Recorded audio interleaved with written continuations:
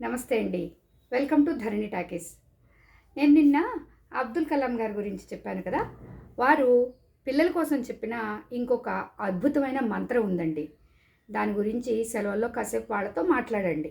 అదేంటంటే dream big, కలలు కనండి, పెద్ద పెద్ద కలలు కనండి అన్నారు ఆయన. దాని వెనకాల అర్థం ఏమిటంటే, కలలు కనటం అంటే నువ్వు ఏదైతే సాధించదలుచుకున్నావో దానిని నిరంతరం నిద్దట్లో కూడా తలుచుకుంటూ దాన్ని ఎలా సాధించాలి అని దానికోసం కష్టపడడం అన్నది పిల్లలకి నేర్పండి అని. పిల్లలు వారంతటి వారు కలలు కనమంటే రోజు చూసే సినిమాయో టీవీయో ఇంకోటో అంటారు. వారు ఎలాంటి కలలు కనగలరో, ఎలాంటి భావాలు నింపుకుంటే భవిష్యత్తులో బాగుంటుందో చెప్పగలిగే వాళ్ళం మనమే కదా. వాళ్ళు ఆచరిస్తారో ఆచరించరో, దానికి ఆకర్షితులవుతారో ప్రభావితం అవుతారో లేదో మనకి తెలియదు. కానీ మనం వారి ముందు పెట్టేది ఉన్నతమైనవి పెట్టాలి కదా. ఉన్నతమైనవి, అతి ఉన్నతమైన వాటి గురించి మనం చర్చించుకుంటే అందులో వాళ్ళు ఏరుకుంటారు ఏది కావాలో. మనం ఎప్పుడు ప్రతిసారి సమాజంలో జరిగే నేరాల గురించో, ఘోరాల గురించో, వాటి గురించో, వీటి గురించో, వినకూడని వాటి గురించో, గొడవల గురించో మాట్లాడుకుంటూ ఉంటే ఈ మధ్యలో వాళ్ళు ఏమి డిసైడ్ చేసుకోగలరు? ఆలోచించండి.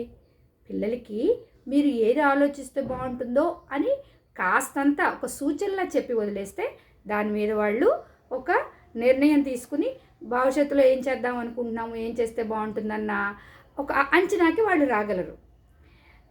ఇది వాళ్ళు ప్రయత్నం చేసినప్పుడు, పడిపోతూ ఉన్నప్పుడు ధైర్యాన్ని ఇచ్చే ఒక సంస్కృత శ్లోకం ఉందండి. దాని అర్థం చెప్తాను. అదేం చెప్తుందంటే, మనం ఏ ప్రయాణం మొదలుపెట్టినా మొదటి ఒక అడుగుతోటే ప్రయాణం మొదలవుతుంది. అలాగే బట్ట తయారు చేయాలంటే దారం దారం దారం కలిస్తేనే బట్ట అవుతుంది.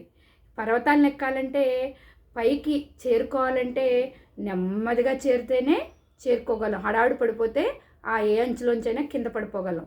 అలాగే కొత్త విద్య ఏది నేర్చుకోవాలన్నా ధ్యానం దాని మీద పెట్టి దానికి కొంచెం కాలాన్ని కేటాయించాలి.